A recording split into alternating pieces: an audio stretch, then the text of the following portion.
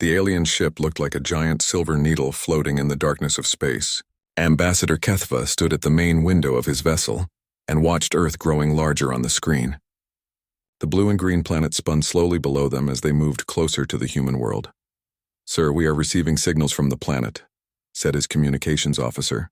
The young Zephyrian had purple skin and large black eyes that reflected the light from the control panels. "The humans are trying to talk to us using radio waves." Kethva smiled and adjusted his long ceremonial robes. The fabric was made from the finest materials in the Zephyrian Empire and showed his high rank in their society. He had done this same job many times before with other primitive species across the galaxy. "Let them try," he said in a calm voice. "We will respond when we are ready. First, I want to see how they react to our presence." The bridge of his ship was filled with the soft blue light that all Zephyrians preferred. His crew worked quietly at their stations while monitoring the human attempts at communication. They had been watching Earth for 3 years and knew almost everything about human technology and society. "They are still using chemical rockets and basic fusion drives," reported his science officer. "No signs of quantum manipulation or space-folding technology anywhere in their system." This was exactly what Kethva had hoped to hear. The humans were at the perfect level of development for what the Zephyrians had planned. They were smart enough to be useful but not advanced enough to be dangerous. It was a balance that the Zephyrian Empire had learned to find and use many times before. On Earth, Captain Jake Morrison stood on the bridge of the USS Liberty, humanity's most advanced deep space vessel. The ship was stationed near the edge of the solar system as part of Earth's early warning network. When the alien vessel had appeared on their sensors 3 hours ago, everything had changed. "Sir, the object is definitely artificial," said Lieutenant Amy Brooks from her position at the communication station. "It's moving in a controlled pattern and appears to be scanning our planet." Captain Morrison was a tall man with gray hair and steady brown eyes. He had spent 20 years in Earth's space navy and had always wondered if this day would come. Now that it had arrived, he felt both excited and worried about what it might mean for humanity. "Keep trying to establish contact," he ordered. "Use every frequency and protocol we have. If they're intelligent enough to build that ship, they should be able to understand that we're trying to communicate." The main view screen showed the alien vessel as a bright dot against the stars. Earth's most powerful telescopes had been focused on it since its arrival, but the ship's hull seemed to absorb most forms of scanning. Whatever materials they used for construction were far beyond human understanding. "Captain, I'm detecting some kind of energy field around their ship," reported the science officer. "It's deflecting our sensor beams and probably protecting them from radiation and micrometeorites." Morrison nodded and continued to watch the screen. The ship was beautiful in a way that human vessels could never match. Where human ships were built for function with thick armor and obvious weapon systems, this alien craft looked more like a work of art than a military vessel. After 6 hours of attempting contact, the alien ship finally responded. The main screen flickered and then showed the interior of what appeared to be their command center. A tall figure appeared on the screen, and Morrison felt his breath catch in his throat. The alien looked almost human, but with several obvious differences. His skin had a subtle blue tint that seemed to shift in the light, and his eyes were larger than normal human eyes. He wore elegant robes that seemed to flow like water, and when he moved, it was with a grace that no human could match. "Greetings, humans of Earth," the alien said in perfect English. "I am Ambassador Kethva of the Zephyrian Commonwealth. We come bearing an invitation to join the greater galactic community." Morrison felt his heart racing as he realized he was part of the most important moment in human history. He straightened his uniform and stepped forward to address the alien ambassador. "Ambassador Kethva, I am Captain Jake Morrison of the Earth Space Navy. On behalf of all humanity, I welcome you to our solar system. We have dreamed of this moment for centuries." Kethva's expression seemed pleased, though it was difficult to read alien facial expressions. "Your species has indeed progressed further than many others we have encountered. Your radio signals and space exploration efforts have been adequate for your level of development." The way he said adequate made Morrison feel slightly uncomfortable, but he pushed the feeling aside. This was first contact with an alien civilization, and he needed to focus on representing humanity in the best possible way. "We have many questions, Ambassador," Morrison said, "about your people, your technology, and what this galactic community you mentioned includes." "And we have many answers," Kethva replied with what might have been a smile. However, such discussions require more formal settings than a ship-to-ship communication.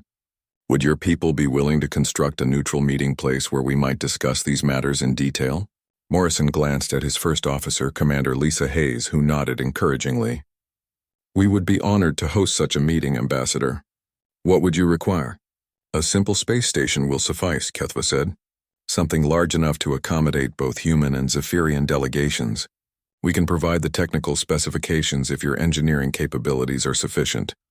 Again, there was that subtle hint that human technology might not be up to the task. Morrison felt a flash of irritation, but kept his expression neutral. I'm confident that human engineering can meet your requirements, Ambassador. Excellent, Kethva said. We shall transmit the necessary plans immediately. I look forward to more detailed discussions about your world's future among the stars. The transmission ended, and Morrison found himself staring at a blank screen. Around him, his crew was buzzing with excitement and nervous energy. They had just made contact with an alien civilization, and apparently, humanity was being invited to join some kind of galactic government. Sir, we're receiving a massive data transmission, Brooks reported.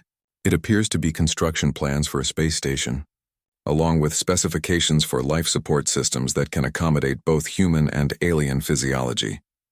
Morrison studied the incoming data as it appeared on the secondary screens. The technology was clearly far beyond anything humans had developed, but it wasn't so advanced that they couldn't understand the basic principles involved. Send all of this to Earth Command immediately, he ordered, and prepare a full report on everything that just happened. Humanity is about to take its first step into a much larger universe. As the USS Liberty began transmitting the alien plans back to Earth, none of the human crew realized that Ambassador Kethva was already making his own reports to his superiors. The Zephyrian Empire had found another species to add to their collection of client worlds, and the humans seemed appropriately impressed by their technological superiority. What Kethva didn't know was that human engineers would soon be studying his ship's technology with the same intensity that humans had once applied to breaking enemy codes during their ancient wars. The peaceful first contact was about to set in motion events that would change the balance of power across the entire galaxy. 2 weeks had passed since the first meeting between humans and aliens. The new space station, called New Horizon, now floated in orbit around Earth like a giant metal flower. Human engineers had worked day and night to build it using the plans that Ambassador Kethva had provided. The station was a marvel of combined human and alien design principles, with sections built for both species to live and work together. Dr. Helen Park sat in one of the station's meeting rooms across from Zephyrian science advisor Morden. The alien scientist was smaller than Ambassador Kethva, but had the same blue-tinted skin and large dark eyes. His translator device hung around his neck like a piece of jewelry and converted his words into perfect English. Your species shows remarkable determination, Morden said while looking at a tablet that displayed human technological achievements. Building this station in such a short time period demonstrates significant industrial capability. Dr. Park smiled and adjusted her glasses. She was one of Earth's leading experts on theoretical physics and had been chosen to lead the human scientific delegation. Her brown hair was pulled back in a simple ponytail, and she wore the standard blue uniform of the Earth Science Council. We're eager to learn, she replied. Our scientists have always dreamed of meeting other intelligent species and sharing knowledge with them. Morden's expression showed what humans might interpret as mild amusement. Knowledge sharing is indeed one of the benefits of joining galactic civilization. However, there are certain limitations that must be observed for the safety of all species involved. This comment made Dr. Park lean forward with interest. What kind of limitations? Well, for example, certain technologies cannot be shared with species that have not developed them independently, Morden explained. Military technologies, advanced energy systems, and faster-than-light travel methods are restricted until a species demonstrates sufficient maturity. Dr. Park nodded thoughtfully. That makes sense from a safety perspective. But how do you determine when a species is ready for such technologies? Morden seemed pleased by the question. Usually it takes several hundred years of observation and gradual integration. Most species require extensive guidance before they can safely handle advanced technologies. I see, Dr. Park said. And what about our current propulsion systems? We've been working on improving our fusion drives, but they're still quite limited for interstellar travel. The alien scientist made a sound that the translator converted into a chuckle. Your current systems are indeed primitive by galactic standards. The fastest human vessel would require several thousand years to reach even the nearest star systems. Dr. Park felt a slight flush of embarrassment, but pushed it aside. Perhaps you could help us understand what we're missing. Not asking for classified technology, of course, just general principles. Morden considered this request for a moment. A small demonstration might be educational. We could show you our basic civilian transport drive. Nothing military grade, of course. He reached into his robes and pulled out a small device that looked like a crystal cube. When he pressed one side of it, a three-dimensional hologram appeared above the table. The image showed a complex mechanical system with a crystalline core surrounded by metal housings and field generators. This is a standard Class C warp drive, Morden explained with obvious pride. It creates a localized distortion in space-time, allowing travel at approximately 50 times your light speed.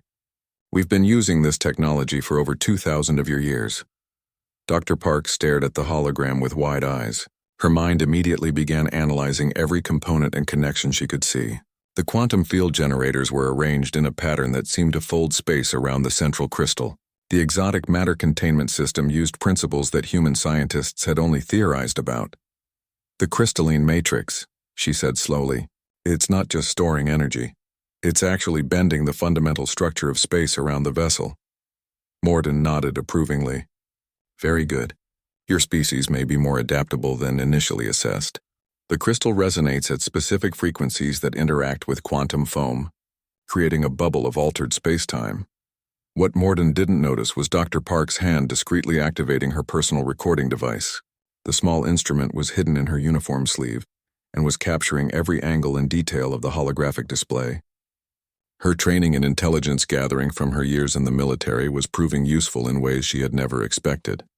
The field generators, she continued, they're using some kind of exotic matter to stabilize the warp bubble? Precisely, Morden said, clearly enjoying his role as teacher. The exotic matter has negative energy density, which prevents the warp field from collapsing. Without it, the drive would destroy itself and probably the ship as well. Dr. Park studied the hologram more carefully. She could see that the alien design was functional, but not optimal. The energy conversion efficiency looked poor, and the field generators seemed much larger than they needed to be. Human engineering principles suggested at least a dozen ways to improve the basic design. How much exotic matter does a drive like this require? She asked. For a vessel the size of our diplomatic ship, approximately 50 kilograms of stabilized exotic matter, Morden replied. The production process is quite complex and requires specialized facilities. Dr. Park made mental notes about everything she was seeing and hearing. The exotic matter production seemed to be the main bottleneck in their technology. If humans could find a more efficient way to create or synthesize the material, they could potentially build much smaller and more powerful drives. This is fascinating, she said honestly. Would it be possible to see the drive system on your ship? Just from the outside, of course. Morden seemed pleased by her interest. I believe that could be arranged. Ambassador Ketheva has authorized limited tours of our vessel for educational purposes. An hour later, Dr. Park found herself walking through the corridors of the Zephyrian ship. The walls were smooth and seemed to glow with their own internal light. Everything was curved and flowing, very different from the angular corridors of human vessels.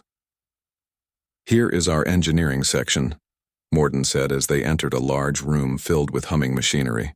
The warp core is behind that shielded wall. Through a transparent barrier, Dr. Park could see the actual drive system. It was larger than the hologram had suggested, taking up most of the room behind the shield. The crystalline core pulsed with blue light, and the field generators around it created subtle distortions in the air. It's beautiful, Dr. Park said, and she meant it. The alien technology had an artistic quality that human engineering often lacked. Beauty and function combined, Morden agreed. Zephyrian technology has always emphasized harmony between form and purpose. Dr. Park spent another hour asking questions and observing the drive system.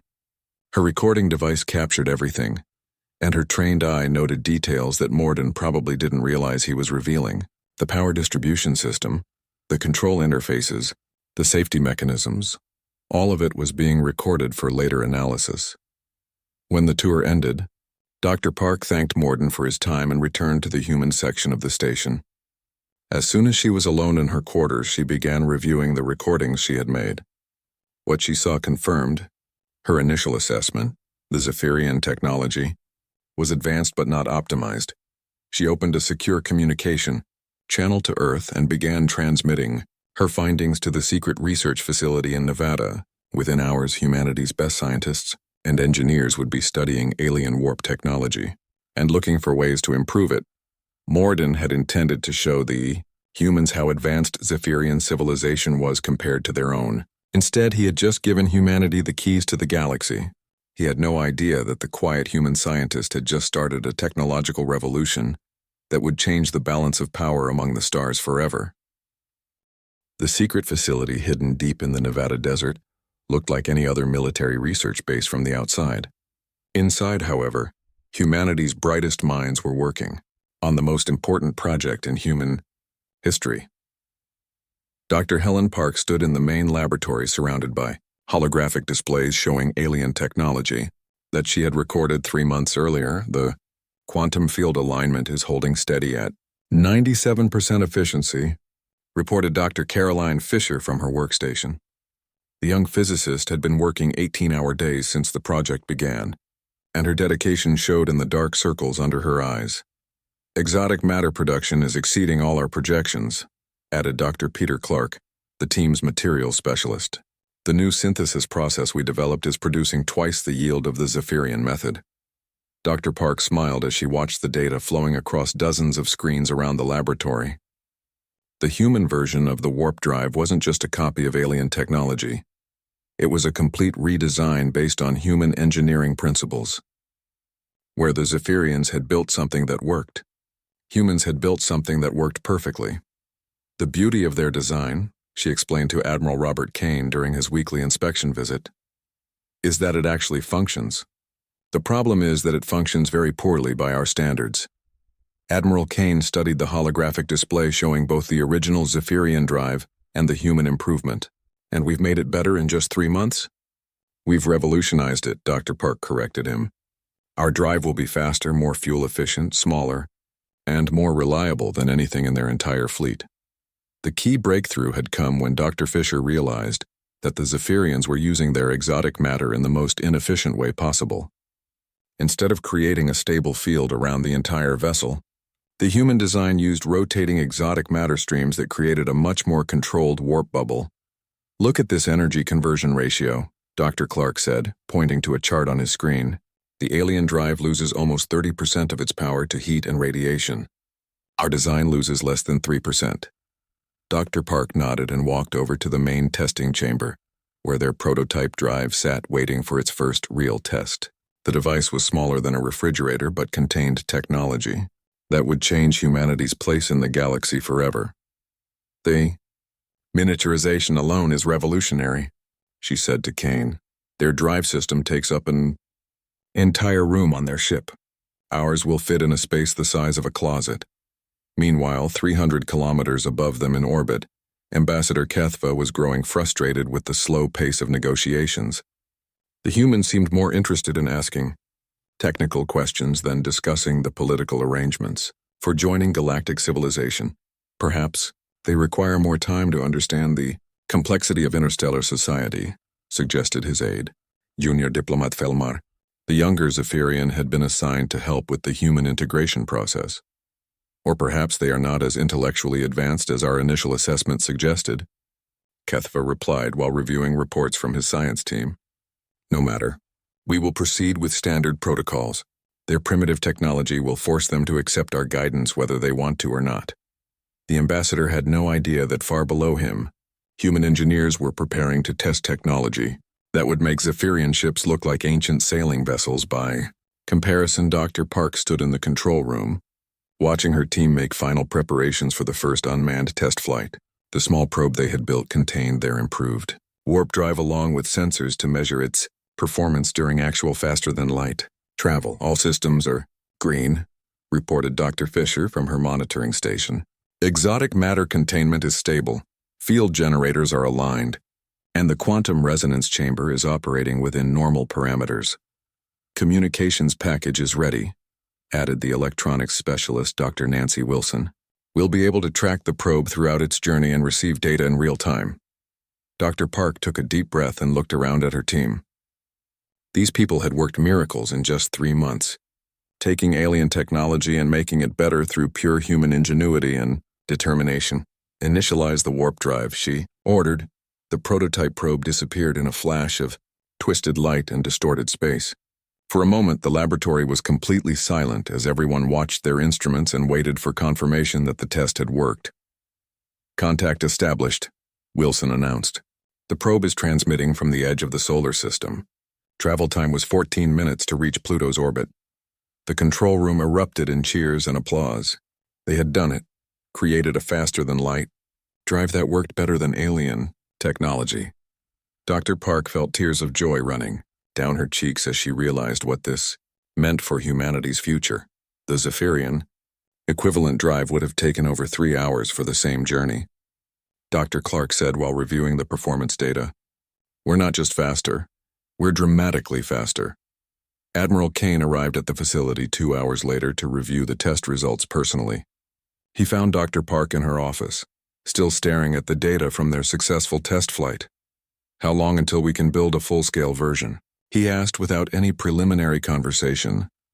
"Give us another 3 months, Dr. Park replied confidently. "We'll have a prototype ship ready for testing by then." "And weapons?" Kane asked. "If we're going to reveal this technology, we need to be prepared for the possibility that not everyone will be happy about human advancement." Dr. Park had already been thinking about this problem.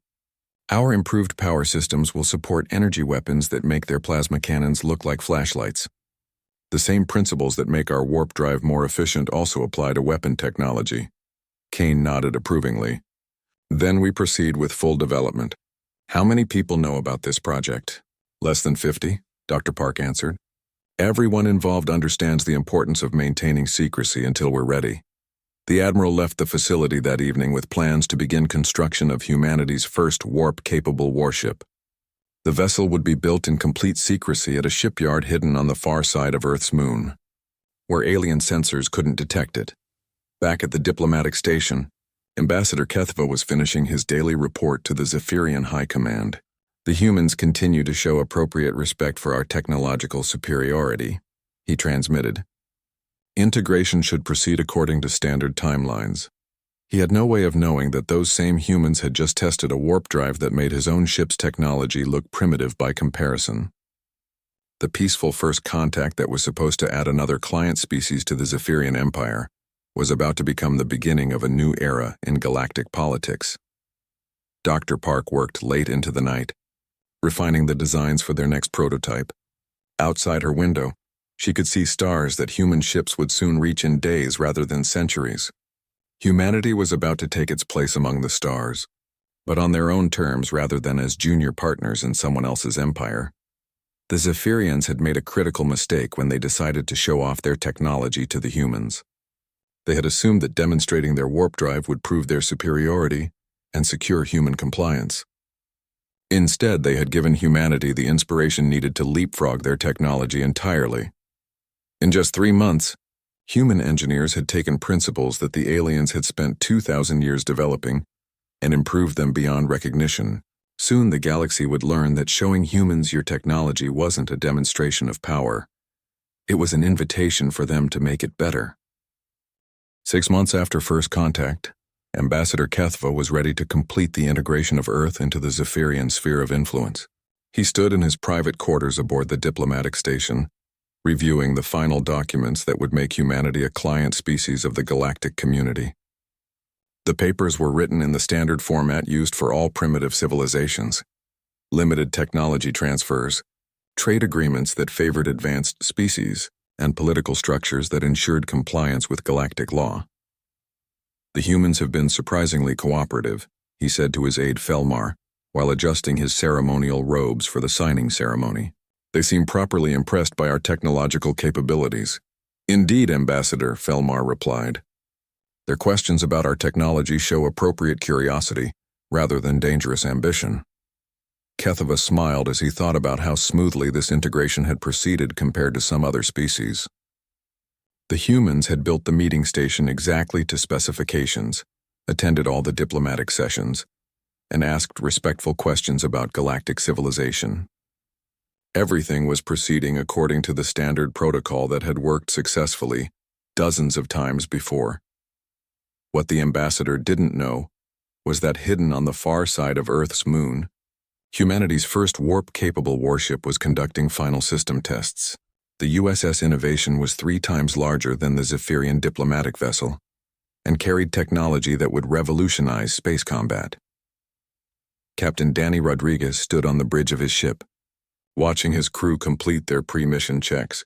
The Innovation had been built in complete secrecy over the past 3 months, using the improved warp drive that Dr. Helen Park's team had developed. All departments report ready, sir, announced his first officer, Commander Beth Taylor.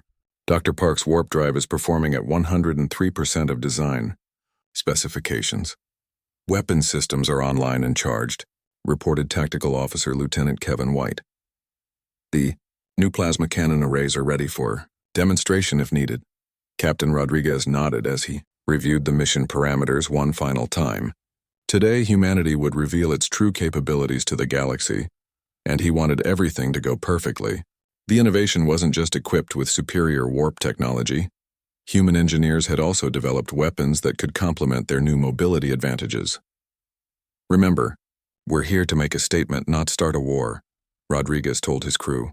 But if anyone decides to treat this as a hostile act, we're ready to defend ourselves. Back on the diplomatic station, representatives from Earth's major governments had gathered for what they believed would be the formal signing ceremony. President Maria Santos of the Earth Federation wore her finest diplomatic uniform as she prepared to address the mixed human and alien audience. Ambassador Kethva, she said with a warm smile, "We are honored by your offer to join galactic civilization.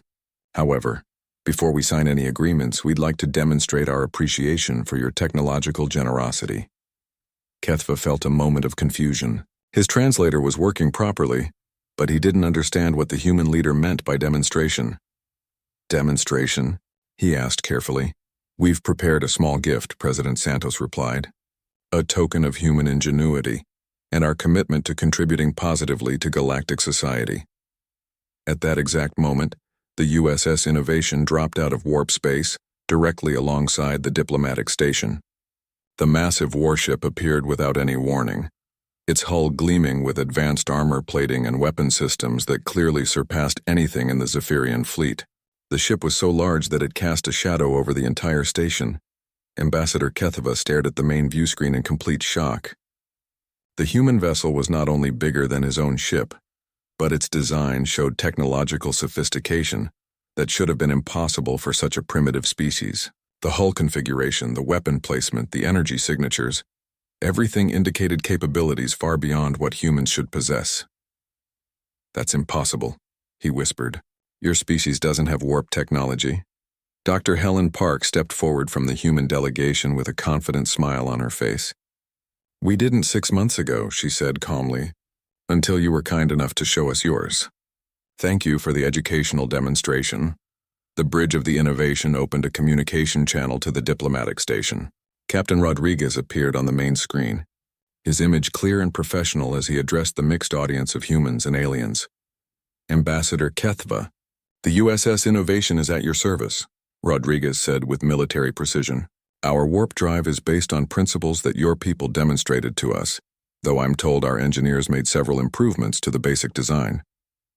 "Improvements?" Kethva managed to say through his shock and growing fear. "Our vessel just traveled from Earth's moon to this position in approximately 30 seconds, Rodriguez reported matter-of-factly. "I believe your fastest ships would require several minutes for the same journey." The Zephyrian delegation fell into stunned silence as they realized what they were seeing. The humans had not only reverse-engineered closely guarded warp technology, but had somehow improved it to levels that exceeded Zephyrian capabilities by enormous margins. "How is this possible?" Felmar whispered to his ambassador. "No species has ever achieved such rapid advancement." Kethva couldn't answer because he was too busy calculating the implications of what he was witnessing. If the humans could build ships like this, then every assumption about their technological level was completely wrong. The integration protocols were designed for primitive species, not for civilizations that could surpass Zephyrian technology in a matter of months. President Santos continued speaking as if nothing unusual had happened. "We've reviewed your proposed agreements, Ambassador, and we find several terms that need to be renegotiated. Specifically, the clauses about technology sharing and political autonomy. We believe that humanity is ready to participate in galactic civilization as an equal partner rather than a client species," Dr. Park added. "Our recent technological developments suggest that we can contribute significantly to the advancement of all species." On the bridge of the innovation, Commander Taylor was monitoring Zephyrian communications channels. "Sir, they're sending emergency transmissions to their home fleet," she reported. "Multiple encrypted channels, high priority." "Let them talk," Rodriguez replied. "The more species that learn about human capabilities, the better. We want everyone to understand that Earth is not going to be anyone's junior partner." Ambassador Kethva finally found his voice. "This changes everything," he said, though whether he was speaking to the humans or to his own delegation was unclear. "Yes, it does," President Santos agreed. "We hope these changes will lead to a more balanced and mutually beneficial relationship between our species." Dr. Park activated her personal communicator and spoke to someone off-screen. "Admiral Kane, please bring the rest of our fleet online." Moments later, 3 more human warships dropped out of warp around the diplomatic station. Each vessel incorporated further improvements to the basic warp drive design, and their combined presence made it clear that the innovation was not a single prototype, but part of a complete fleet. "Remarkable," Kethva said quietly. 6 months ago, you couldn't even leave your own solar system." 6 months ago, we didn't need to," Dr. Park replied. "But circumstances change, and humans are very good at adapting to new circumstances." The formal signing ceremony that was supposed to integrate Earth into the Zephyrian Empire had become a demonstration of human technological superiority instead. The papers that Kethva had brought were now completely obsolete, replaced by the reality of human ships that could outrun and outfight anything in the galactic fleet. As news of the human technological breakthrough spread across subspace communication networks, species throughout the galaxy began reassessing their assumptions about the new arrivals from Earth. The humans were no longer a primitive species to be guided and controlled.